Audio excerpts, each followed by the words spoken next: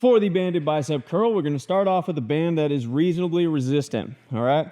And obviously we can change the resistance as we get better at this movement, but start off with something that is a medium weight. Now we're going to go ahead and step on our band nice and close together. If you need a little bit more resistance, you can step on more of the band or obviously upgrade the band. We're going to be in an overhand grip position, approximately hip width apart and thumb underneath the band. Now, the upper part of the arm where your bicep and tricep are and your elbow is going to be glued to your side. This part is not moving. We're only curling and moving the forearm, okay? We're coming up and as close to the chest as we possibly can and then back down.